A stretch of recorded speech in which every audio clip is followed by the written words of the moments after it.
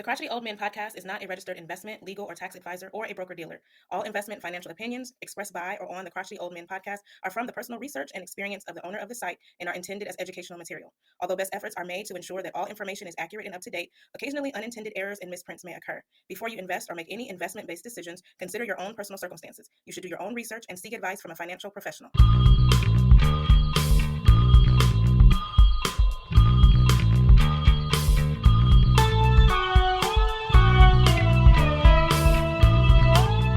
It's another great day with the Crotchety Old Men Podcast.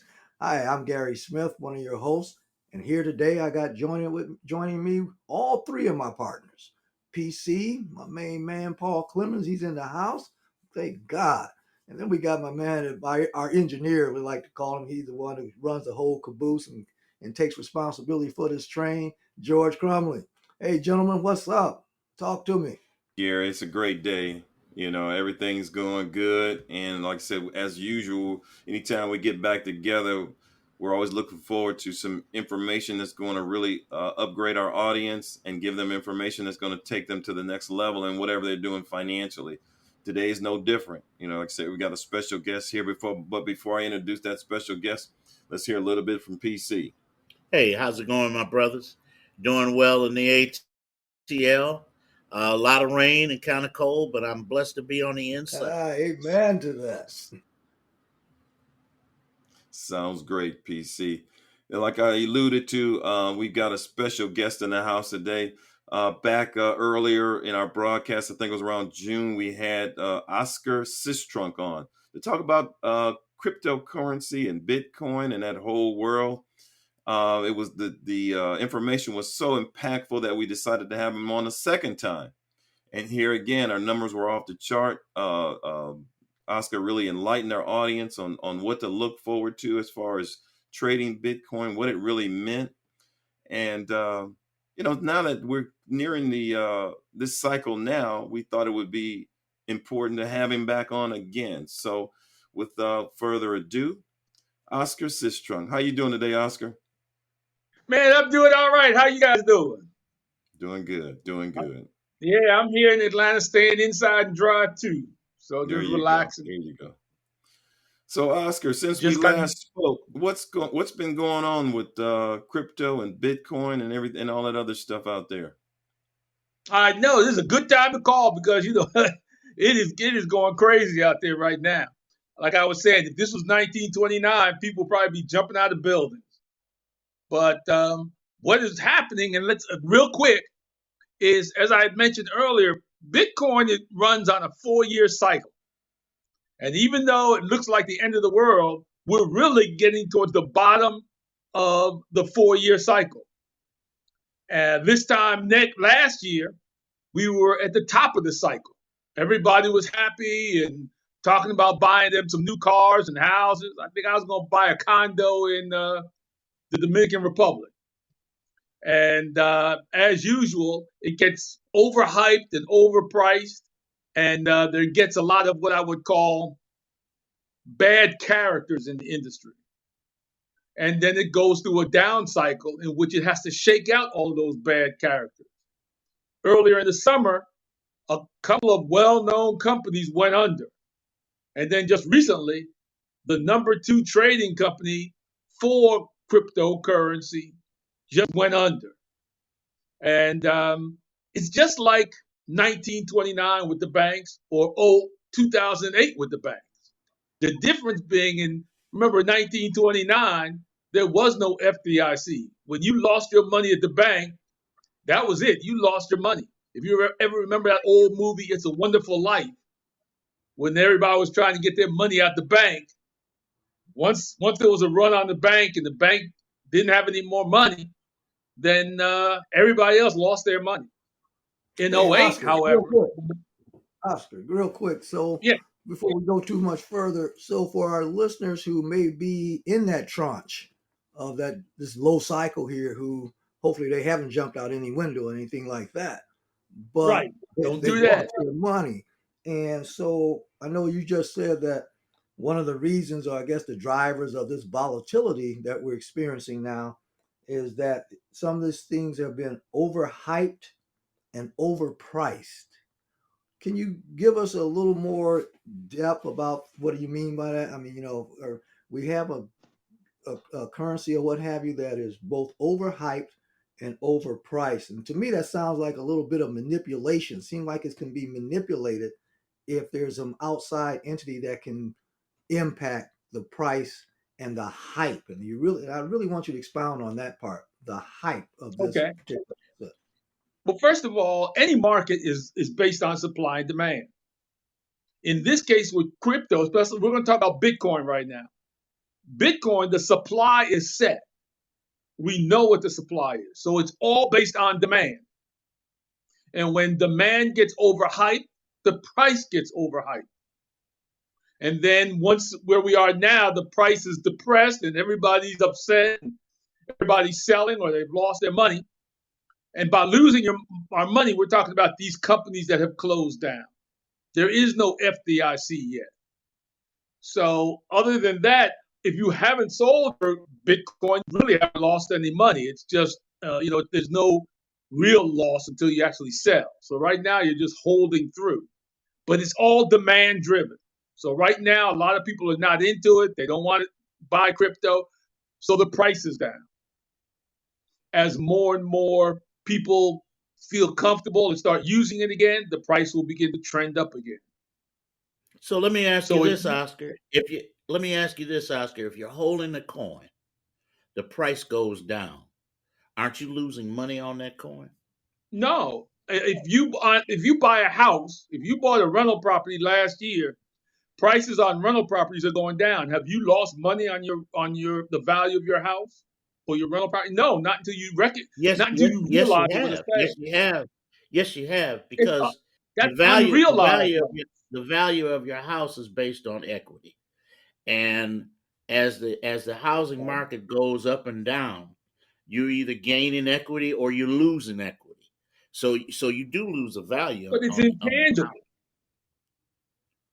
It's intangible. I mean, yeah, you always, it's like all assets go up and down, but until you actually sell it, you haven't lost it from the standpoint of, take a loss out of your balance sheet. Well, I think we won't park here, but to compare crypto, which is not an asset in my professional opinion, to real estate, which is real, it's like comparing apples to a 2x4. All right. So let's make sure that we're making comparisons, because real estate is nowhere near as volatile. I said we can talk all day. Hold on just a second. Let me finish my thought. It's nowhere near as volatile as this cryptocurrency. So, when it comes to value, I'm going back to PC's question, is that, people lost a lot of money. And so the recouping of that money, now you're because that cash is gone. Okay, let's just be real with it. That cash is gone. Don't you buy Bitcoin or cryptocurrency with cash? And then in essence, you're giving back in return for that something, I guess, I don't know if it's paper, because do you actually have in your possession an actual coin? And I'm not talking about you personally, Oscar, but I'm talking about as an investor. Does an investor receive an actual coin? How does that value, help us understand that?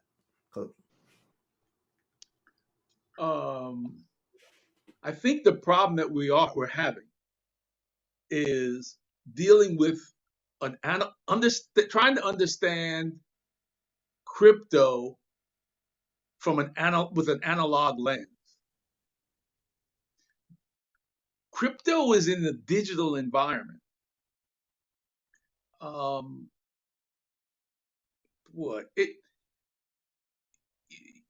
have it, but I don't need it physically for what I do. Let's see, how can I explain? All right.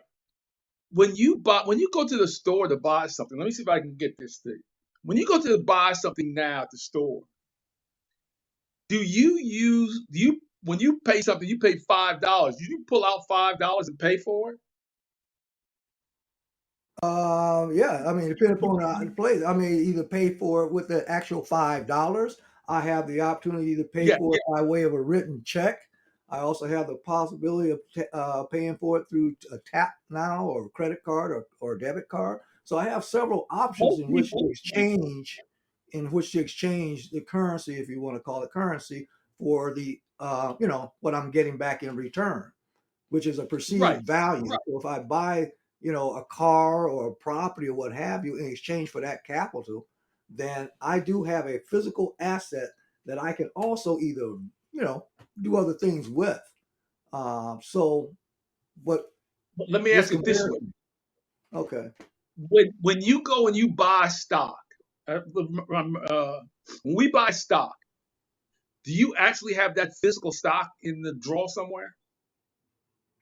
You get a certificate, and that's the same thing with this crypto. I'm assuming I don't buy crypto or stock for that very reason, and that's a whole nother episode here. Because of the volatility, number one, number two, the lack of control as an investor, and number three, the manipulation possibilities that it can have. Things are so manipulative. If just case in point, I'm not going to stay here too long, but if Elon Musk sneezes, there go Twitter stock plummeting or going up, and you name it in any situation. So that's a manipulative situation. When it comes to marketing and advertising, as I study all corporations, they have a tremendous budget for the hype. And I kind of hung on those words when you talked about the overhype. So there's no real demand for that other than what's created or manipulated by the overhype of this particular, I'll call it for lack of a better word, product. So those are manipulative things. So I guess the disconnect for me is particularly when you engage real estate as a comparison to something that doesn't really exist. I'm lost with that one. Yeah, and I'm not sure I can explain it to you. I'm trying to figure out the best way to explain it to you without a long explanation. But it is real estate. It is like real estate. I just said I use it in my real estate business. I use Bitcoin in my real estate business. It increases my cash flow and it increases my return using it. But as the society moves to this digital age, Bitcoin becomes the currency of this new digital age. I don't physically need to have anything. I don't want physically to have anything. It's all in the digital world. And that's good enough for me because I can use it in that world. I don't carry currency and cash anymore. I use my debit card and credit card. I just don't carry it. More and more things are being dematerialized, and it doesn't bother me anymore. I get food delivered. I mean, I'm just kind of getting the idea that as society becomes digital, I physically don't need to have it anymore. I have it, and I have access to it. I can use it. It brings me benefit. It brings me returns, and that's good enough for me. So from a standpoint of crypto or Bitcoin, right now we're going through a down cycle. And that's based on the demand is down. But there's still a demand for crypto. Companies use Bitcoin all the time. It's a global currency. So people use Bitcoin all the time, which creates the demand for it. Just like that Hey, paper hey, dollar that you have. hey, Oscar, let's stop right here because I hear what you're saying and I kind of and I get it. Okay, the fact that like you say and we look at that as far as like Apple Pay and all these other PayPal and all these other digital type of transmissions of funds. So you're right. You never get to a point where you're actually holding the dollar, but you're still able to reap the reward of receiving the item in which you're trying to purchase or put in your possession. I get that. But let's talk about this. A statement was made and it says, there's no reason if you're in crypto not to create tokens. And this was said by Hillary Allen. She's a professor at American University and Washington College of Law. So you basically can create tokens out of thin air. Okay. So from a consumer perspective, I get all what you're saying, but there is no FDCI. There's no there's no governing body to protect the consumer in this field.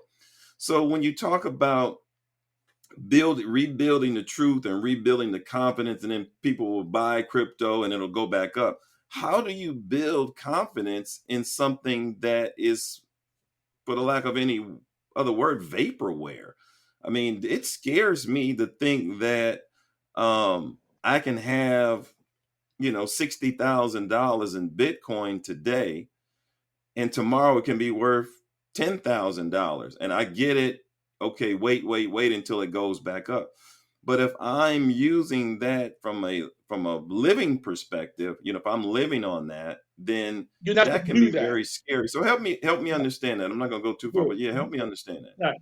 First of all, you're not supposed to use funds for crypto like that. First of all, there's a difference between Bitcoin and everybody else. So let's stick to Bitcoin. You're right. Back in 2017, people did the same thing where they created currencies out of nothing. That's what led to the collapse. Today, we're seeing a collapse for the same reason. People get caught up, just like GameStop and the rest of these, GameStop and some of these others, people get caught up in the hype and there's nothing there. Bitcoin and Ethereum are different. And people will have to learn. Now, one thing you said, George, which is going to happen, government intervention is coming. It had already started, but this is going to cause the government to come in and better control. There's already some control, but they're going to come in and take over more control over this, over Bitcoin. And that's good. Just like the collapse of 29 with the banks, coming in with the Federal Reserve and FDIC helped make the banks something that you could rely on, and you had insurance for your money. The same thing is going to happen with cryptocurrency. You will end up with you will be able to have a cryptocurrency bank account backed by the FDIC. That is coming. But this is early and it's new. There are uses for Bitcoin. We talked about that last show. So there are more and more uses for Bitcoin. Bitcoin is replacing Western Union in most places in the world. Ethereum is replacing MoneyGram and the rest of them. So there are more and more uses, and as more and more rails are built, more additional uses for Bitcoin are going to appear and be used by people. So, Oscar, it sounds it sounds like it's more geared toward the unbanked. That's one group, but I'm a bank person, but I want to get rid of the bank because I can use Bitcoin to become my own bank. Mm-hmm. Of course, we can do that without Bitcoin, but I follow what you're tracking there. Let's just kind of shift gears just a little bit here. I'm just curious, though, with FTX being one of the largest, the global exchange technology company in the world, or what have you, at one time had a valuation of $32 billion, according to the Washington Post this morning. That valuation and this company, FTX, which garnered a lot of attention, a lot of investors, why the collapse? Same reason. You ever heard of a company called Lehman Brothers? Yeah, those are investment bankers. Right. And they dematerialized too for the same reason FTX went bankrupt. And why was that? Why did they go? They had too much leverage. And when the market went down, they reached basically a zero. Right?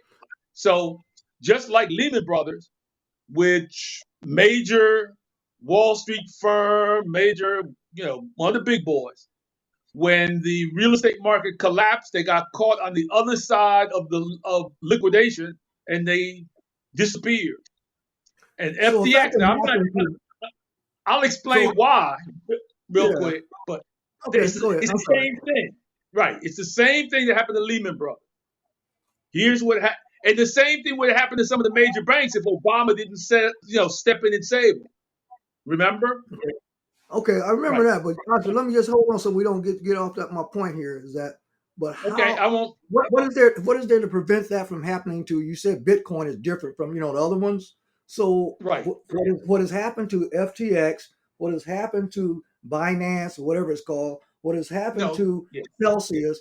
Can that same thing happen to Bitcoin or Ethereum or any of the other coins?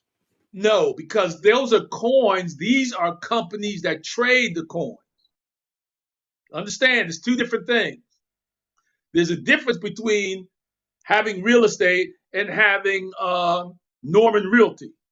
Norman Realty helps trade real estate, right? But then there's real estate. So when you talk about FTX or Celsius, they traded these things. They were not them. Okay. So just like Lehman Brothers, they traded but they're not the asset itself. Okay, Oscar. Before you go to another point, just for our audience, what's the difference between a token and a coin? There's not much difference. It's the underlying blockchain associated with it. People are getting hyped, and I always tell people, you should stick to the brands and the names that everybody knows and not necessarily go out on a limb on all of these kind of hyped coins. Bitcoin runs on the first blockchain to be successful. Ethereum runs on a blockchain that is successful. They have a history and they have a use. Some of these other coins do not have a use. They are just hyped. People put money in it like Dogecoin and Shiba Inu and all this other stuff. And they are just hype. And people have to learn the difference. That's why I say take your time. You do not put any money into this that you cannot afford to lose. And you learn the difference between them. Okay. So let me ask you this, Oscar. You mentioned some other coins like Shibu and so forth and so on, but aren't some of those coins backed by Ethereum and they're offshoots of other coins and would thereby suffer the same consequences as any other coin would? No, they are not. Explain that. Boy, those Bitcoin has a certain number of coins out there. It's controlled by the blockchain. There is nobody that owns the Bitcoin network. Just like who owns the internet? It's a digital system owned by a group of network computers. The same thing with Ethereum. Now, Ethereum, there is a group that kind of oversees it. But some of these other coins are created by people and owned by those people, and they just sell them. I think I got to go back to something Gary was talking about, right? When we were talking about that you have to understand the difference between these companies that kind of help you navigate the blockchain and the blockchain itself. You got caught up with Lehman Brothers because they were supposed to be helping you invest your money and helping do things. They took advantage of that. They were highly leveraged and they went under. FTX was helping people access the Bitcoin and Ethereum and some of these other coins. They got over leveraged, and when everything went down, they went belly up. They went from 32 billion to zero. That's what high leverage does to you, whether it's real estate or anything else, any other business.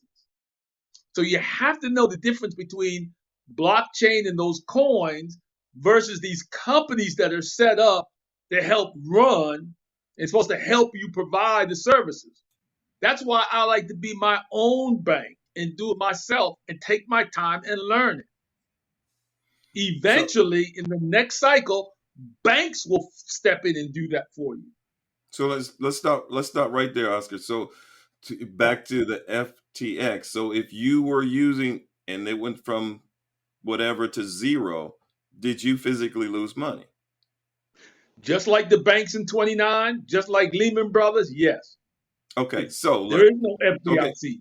okay, so if you lost money there, here again, how in an industry like this, without any safeguards, how do you comfortably say that you want to continue to invest in these companies when you can see something like this happen right in front of your eyes?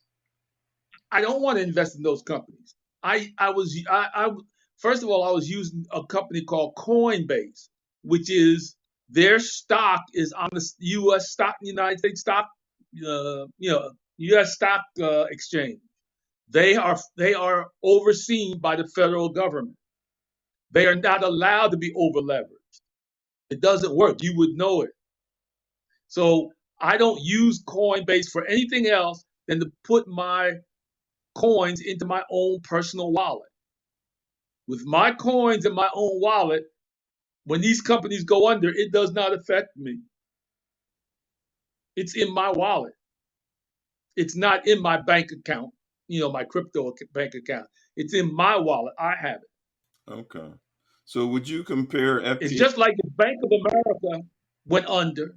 They're only going to, FDIC, what, gives you $250,000 insurance?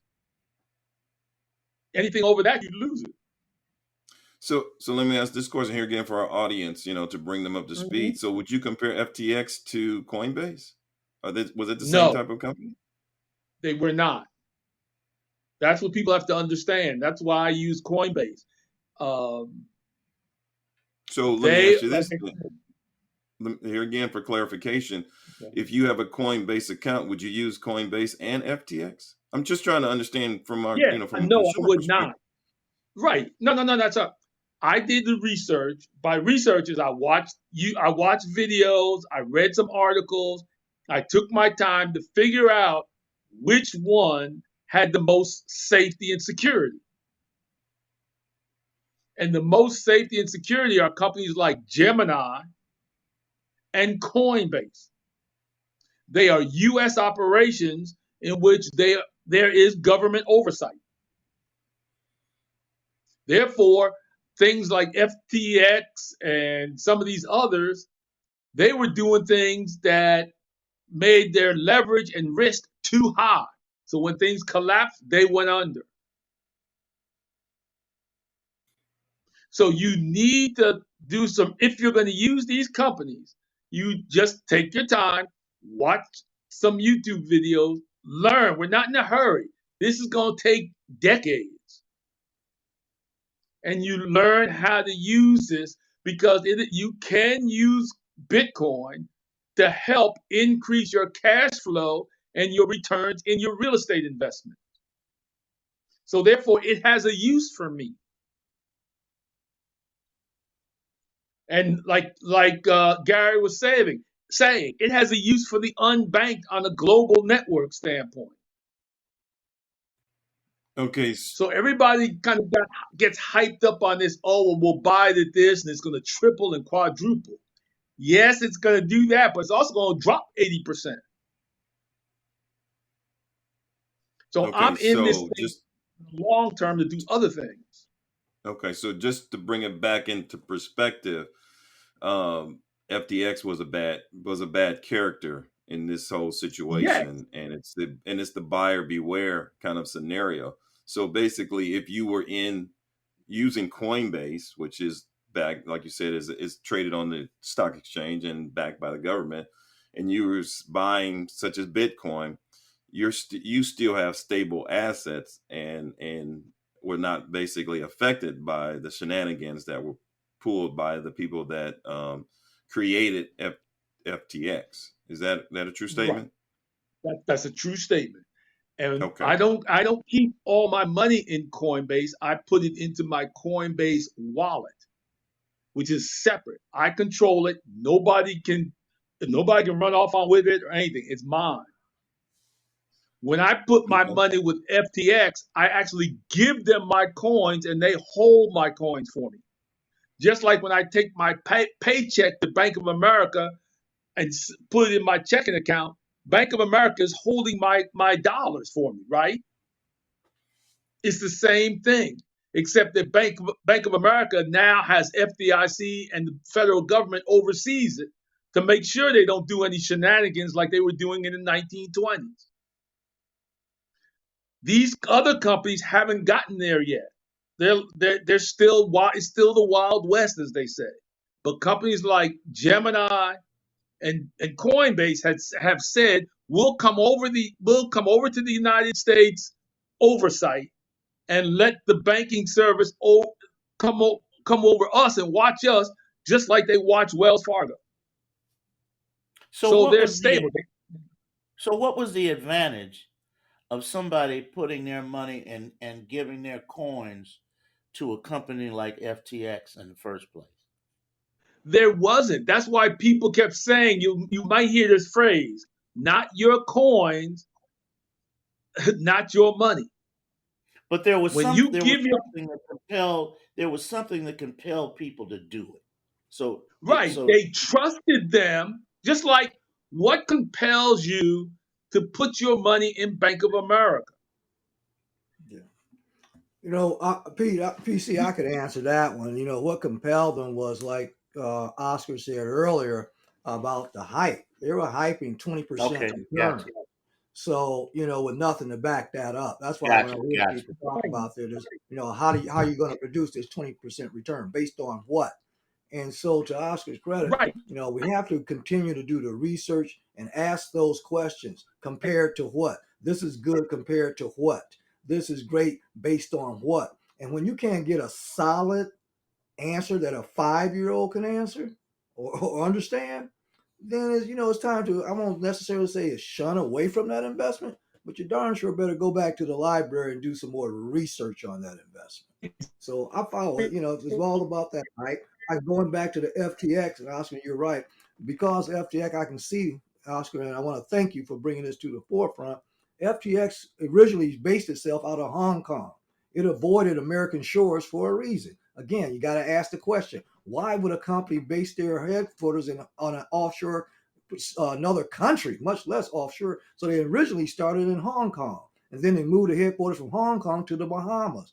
All of this for the sole purpose, in my opinion, of avoiding or evading U.S. currency regulations or the regulatory authorities in the continental United States. What I think I'm hearing you say, think I'm hearing you say is that Bitcoin and some of these other Ethereums and stuff, correct me if I'm wrong here, because this is real important, are based in the United States. Is that a true statement or no? They're globally based, but they follow U.S. laws, and so you have some protection. That for me sounds like right. Okay. So they don't have. You're exactly right, Gary. If somebody doesn't want to come to the United States and they don't want the FDIC and they don't want the Department of the Currency and all these different agencies overseeing them, something's wrong. Something's wrong. And that's what I did. I looked and I said, why would I go with a FDX when they're in the Bahamas? Why would I go with Binance when they're in daggone China? When Coinbase is here in the United States, as a matter of fact, I can get on a plane and go to Coinbase's headquarters if I need to, bring my 12 gauge, and I'm going to get my money. Well, don't do that, Oscar, because we may want to invite you back. And I'd hate to see you catch a case. You know what I'm saying. Right, but you know what I'm saying, right? Yeah, but a black man with a 12 gauge. Right. I'm going to show them how we do it. But I'm just saying, Gary is 100% right. All the crypto companies that I use, they're all located in the United States. They all have an address that I can Google, and they all have a U.S. phone number where I can call and somebody answers. If they don't have those three things, I don't bother with them. I don't care who they are. You know what, Oscar? You're not going to get me. Real quick, I tell people, I might have been born at night, but not last night. You're not going to get me on the okie doke. I went to Morehouse. I know how it works. I can roll. You know what I'm saying? So just because it's Bitcoin and man, come on, y'all, be smart. That's right. Understand if you can't see him and get to him, something wrong. There you go. I love it, Oscar. You bring it on home, partner, because that's where I'm at with it. Right. That it's just like stock. You see, there's stock that you can buy it over the counter. I mean, FTA or whatever it's called. That you buy. I think one of them is shucks, I can't think of a name right off the top of my head. But anyway, their headquarters in Taiwan and stuff like that. And I started looking at this and I said, you know what? This bad boy way the heck in Taiwan. I'm not feeling comfortable with that. It's way over there. Let me do, if I'm going to buy stock, which I don't anymore, it's going to be a company that's at least has a headquarters on American soil, like you said, with a phone number and an address where I can at least get to them, if I need That's right. to. That's right. Yeah, I hear you. Man, I appreciate you, man. Okay, here's what I recommend the future will look like and what we need to do from this point on. Probably for the next 3 to 9 months, the risk of the volatility of the Bitcoin market is such that I would be very cautious.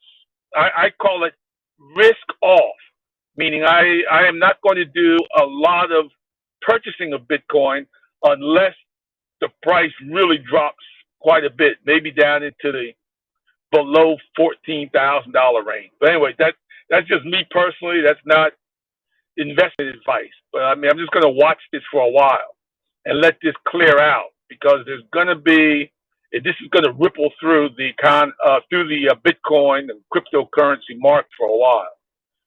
So remember, we talked earlier about a 4-year cycle. Well, the upswing of the normal 4-year cycle will not begin until this time next year. So with the economy threatening to go into recession, if what's happening with crypto, especially we talked about FTX, next 3, 6 months, 9 months is just very cautious. Then I think eventually it turns around towards the end of the year and into 24. Wow, Oscar, that's some really good information. And here again, man, from the Crotchety Old Men Podcast, we really appreciate you coming on and kind of enlightening our audience and giving them some information on a very volatile investment right now with cryptocurrency. I know a lot of people are concerned and worried about, what they should do. And as you indicated, we're not here to give investment advice. We're just here to inform and educate our audience, which I think you've done a fabulous job of today. We're going to obviously ask you back, because you're now kind of almost an honorary member of the Crotchety Old Men. This is the 3rd time you've been on, and each time you've provided some very, very, very valuable information. So once again, thanks a lot for coming on, talking about safety, security. And like I've said in the past, with any investment, you want to make sure that it allows you to sleep at night. And I think with some of the information you've given, that's right, it hopefully gives our audience another dimension of, how to invest. You've talked about how to do your research and how to read and how to really dig into this stuff, because it's so new out there. But, really, really, really appreciate everything you've done, everything you've talked about. So with that said, like I said, thanks for coming back on. You're welcome to come back on at any time. And so with that said, Smitty, what do you got to close us with? Well, it's like this. Since we're talking about investments, I like to keep things simple and understandable. So my quote is this: if you need to use a computer or a calculator to make calculations, then you probably shouldn't buy it or invest in it. So for me and my household, it's real estate, baby. There you go. Yeah. So hopefully we'll get Oscar back at some point. Maybe we'll finish this conversation. But for now, as we always say, if you didn't know, now you know. Peace. Peace.